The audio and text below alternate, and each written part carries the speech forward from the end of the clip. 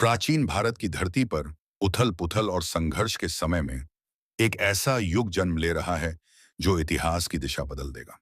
यह दृश्य है तक्षशिला और मगध के बीच फैले उस भारत का, जहां छोटे-छोटे राज्य आपस में बांटे हुए हैं और विदेशी आक्रमणों का खतरा मंडरा रहा है।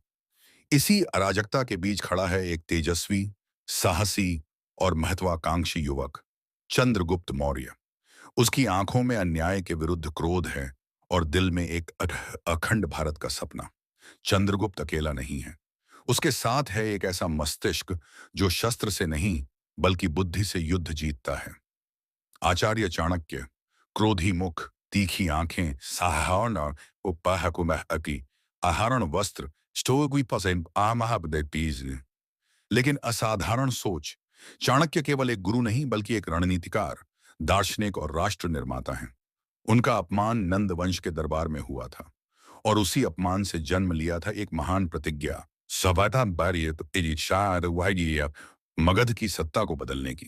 यह प्रॉम्प्ट गुरु शिष्य के उस संबंध को दर्शाता है जहां भावनाएं कम और उद्देश्य बड़ा है। चाणक्य चंद्रगुप्त को केवल युद्ध कला नहीं सिखाते, बल्कि राजनीति, कूटनीति, धैर्य, त्याग और समय की पहचान करना भी सिखाते हैं।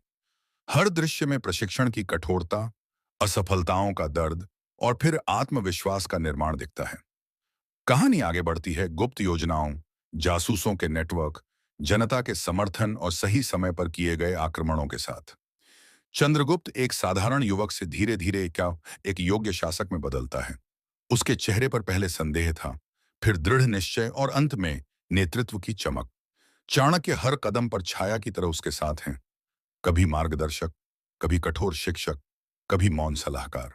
अंतिम दृश्य में जब नंदवंश का पतन होता है, तब यह केवल एक राजा की जीत नहीं होती, बल्कि एक विचार की विजय होती है। यह दृश्य शक्ति, बलिदान और बुद्धि के संतुलन को दर्शाता है। कैमरा धीरे धीरे चंद्रगुप्त के राज सिंहासन तक जाता है। बाहर ये अबू सल्तनत है और पीछे खड़े चाणक्य की आंखों में संतोष और शांति दिखाई देती है, क्योंकि उनका उद्देश्य सत्ता नहीं बल्कि थी, बल्कि स्थिरता और राष्ट्र था।